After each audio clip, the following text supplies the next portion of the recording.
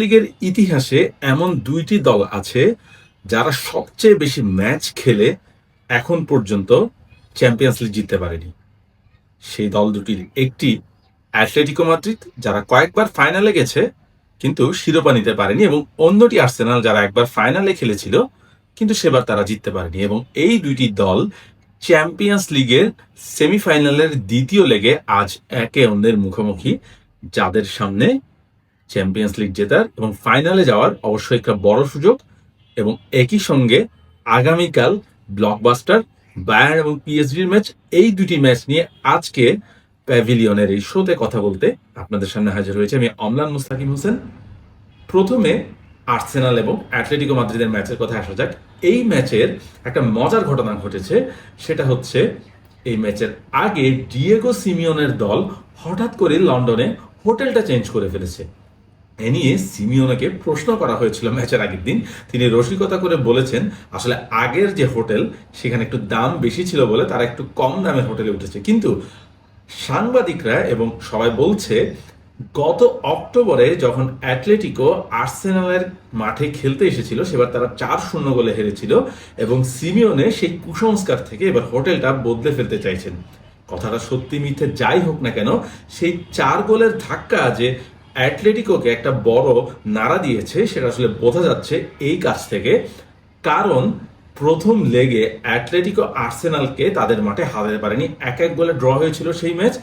Obviously second leg আর্সেনালের মাঠে এবং তাদের যে অ্যাডভান্টেজ, হোম অ্যাডভান্টেজ, সেটা তারা পুরোপুরি কাজে লাগানোর চেষ্টা করবে।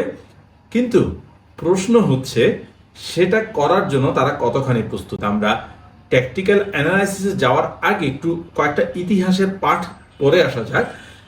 আর্সেনাল, যেটা বলছিলাম, চ্যাম্পিয়ন্স লিগের ইতিহাসে কখনো জিততে পারেনি, কিন্তু এই চ্যাম্পিয়ন্স লিগে এখন পর্যন্ত সম্ভবত সবচেয়ে কনসিস্টেন্ট দল তারা। লিগে তারা সবার উপরে ছিল, এরপর নকআউটে তারা বেশ ভালো খেলেছে, যদিও শেষ দিকের ম্যাচে স্পোর্টিংকে হারাতে তাদের একটু বেগ পেতে হয়েছে। অ্যাটলেটিকোর বিপক্ষে প্রথম যে লেগটি হয়েছে সেখানে তাদের পারফরমেন্স একদম যে কনক্লুসিভ ছিল বা যে খুব কম্প্রিহেন্সিভ ছিল সেটা বলা যায় না, কিন্তু ওভারঅল আর্সেনাল এখন বেটার শেপে আছে। একটা বড় প্রবলেম আমার কাছে মনে হচ্ছে এই ম্যাচে আর্সেনালের জন্য, সেটা হচ্ছে তাদের ইংলিশ প্রিমিয়ার লিগে একটা বড় ফোকাস রয়েছে। প্রিমিয়ার লিগে তারা গত ম্যাচটি জিতেছে এবং সিটি ড্র করায় শেষ পর্যন্ত। আর্সেনালের একটা চাপ রয়েছে। একই সঙ্গে দুটো প্রতিযোগিতার জন্য মিকেল আর্টেটার দলকে প্রস্তুতি নিতে হচ্ছে, যেটা তাদের জন্য একটু প্রবলেমেটিক। কারণ এই গেম উইকের আগে, এই লেগের সেকেন্ড লেগের আগে আর্সেনাল কিন্তু তাদের প্লেয়ারদেরকে সেভাবে রেস্ট নিতে পারেনি। যদিও তাদের জন্য কয়েকটা বড় সুসংবাদ রয়েছে। বুকায়ো সাকা ফিরেছেন আবার আর্সেনালের স্টার্টিং 11। আমরা দেখেছি ফুলহামকে তারা বড় 3-0 গোলের একটা বড় ব্যবধানে হারিয়েছে এবং ভিক্টর ইয়োকেরেস গোল করেছেন, জোড়া গোল। সাকা সেই ম্যাচে ফিরেছেন এবং সাকা ফেরায় সেই ম্যাচে আর্সেনাল পারফরমেন্স কতটা ভালো ছিল সেটা আসলে বলাই বাহুল্য। কারণ আমরা জানি গত ফেব্রুয়ারির পর আর্সেনাল 3 গোলের ব্যবধানে আর জয় পায়নি। সাকা মার্চের পর ইনজুরির জন্য খেলতে নামতে পারেননি। এসব কিছুই বলে দিচ্ছে সাকার ফেরাটা আর্সেনালের জন্য একটা বড় ব্লেসিং হতে পারে। আমরা এই মুহূর্তে স্ক্রিনে দেখতে পাচ্ছি ব্যাপারটা আসলে কেমন হতে পারে। আর্সেনাল এবং অ্যাটলেটিকোর ট্যাকটিক্যাল ব্যাটল। প্রথমেই দুই দলের ফরমেশনটা আপনারা দেখতে পাচ্ছেন। ডেভিড রায়া তিনি আছেন গোলকিপার আর্সেনালের, সালিবা মাগেলাস। বেন হোয়াইটের জায়গায় হয়তো অন্য কাউকে বিবেচনা করতে পারেন আর্টেটা। হিনক্যাপি আগের ম্যাচে মোটামুটি ভালো খেলেছেন, হয়তো মস্কের আসতে পারেন।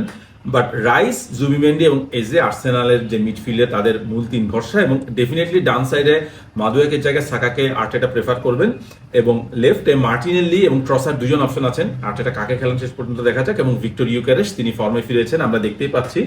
সো এটা একটা বড় সুবিধা হবে আর্টেটার জন্য যে তিনি তার বেস্ট 11-এর প্লেয়ারদেরকে পাচ্ছেন। হ্যাঁ, যেটা বলছিলাম, তিনি হয়তো তাদেরকে রেস্ট দিতে পারেননি যে রেস্টটা দেওয়াটা দরকার ছিল, এবং যে রেস্টটা আসলে মোটামুটি অ্যাটলেটিকো দিতে পেরেছে সেই কথা আমরা পরে আসছি।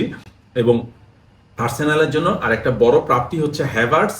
এবং আমরা জানি তাদের যে হ্যাভার্টস যে অনেকদিন ধরে ইনজুর্ড ছিলেন তিনি ফিরেছেন, এবং একই সঙ্গে আর্সেনালের আরেকজন মিডফিল্ডের মায়েস্ট্রো মার্টিন অডেগার্ড তিনিও ফিরেছেন।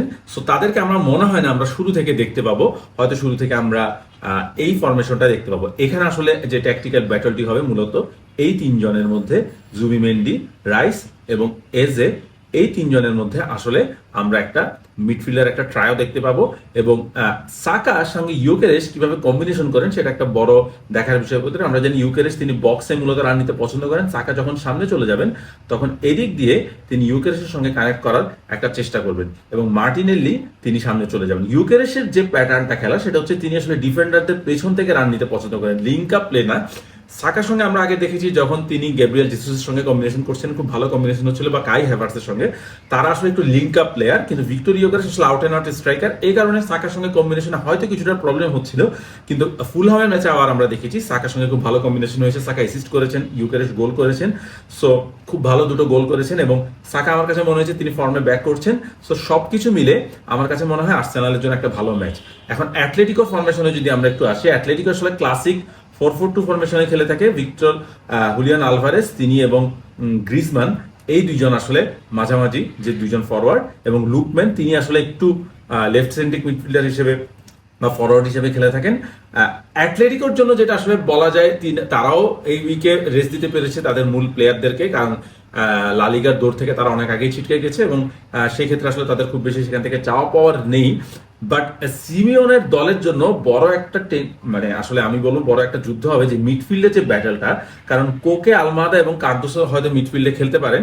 সেক্ষেত্রে আমার কাছে মনে হয় যে আর্সেনালের মিডফিল্ড একটু সুপেরিয়র হবে এই জায়গাতে, কারণ রাইস এবং জুবিমেন্ডি আমার কাছে মনে হয় তারা দুজনই বেশ ভালো দুটি অপশন।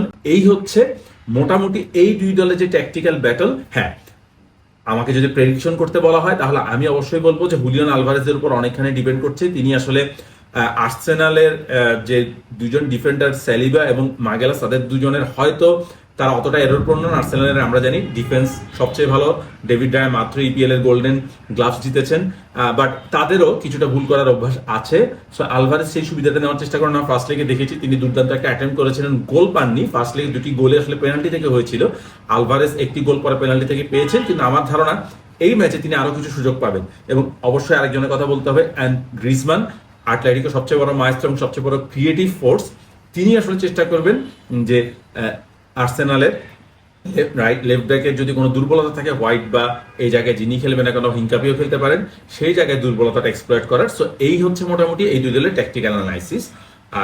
আর্সেনাল অ্যাটলেটিকোর ম্যাচ নিয়ে আরো কয়েকটা কথা বলা দরকার। আর্সেনালের চ্যাম্পিয়ন্স লিগে স্প্যানিশ টিমগুলোর বিপক্ষে রেকর্ড খুবই ভালো। লাস্ট 8টা ম্যাচে তারা 7টাতেই জিতেছে, এবং তাদের চ্যাম্পিয়ন্স লিগে যখন ফার্স্ট লেগ তারা ড্র করেছে নিজেদের মাঝে, সেকেন্ড লেগ হলে সেখান থেকেও তারা মোটামুটি 2বার ছাড়া বাকি প্রতিবারই আসলে পরের পর্বে যেতে পেরেছে। এই দুইটি ব্যাপার বলছে ইতিহাস আসলে আর্সেনালের পক্ষে, এবং হোম গ্রাউন্ড তাদের পক্ষে থাকবে। অ্যাটলেটিকের জন্য কাজটা কঠিন হবে, এবং সবচেয়ে যেটা বলছিলাম যে আগের দেখাতেই দুই দলের 4-0 আর্সেনাল অ্যাটলেটিকোকে হারিয়েছে। সো এটা একটা বড় অ্যাডভান্টেজ হবে তাদের জন্য। সো আমার কাছে সবকিছু মিলে মনে হচ্ছে আর্সেনাল এখন পর্যন্ত ফেভারিট। হ্যাঁ, ইপিএল এর একটা প্রেশার তাদের উপরে আছে, এই দুইটার সামনে তারা কতটা কি করতে পারবে বলা যায় না। তবে আমাকে যদি প্রেডিকশন করতে বলা হয়, আমি বলবো শেষ পর্যন্ত ম্যাচটা ড্র হয়ে এক্সট্রা টাইমে যাবে, সেখানে আর্সেনাল গোল করে একটা নাটকীয় জয় পেতে পারে।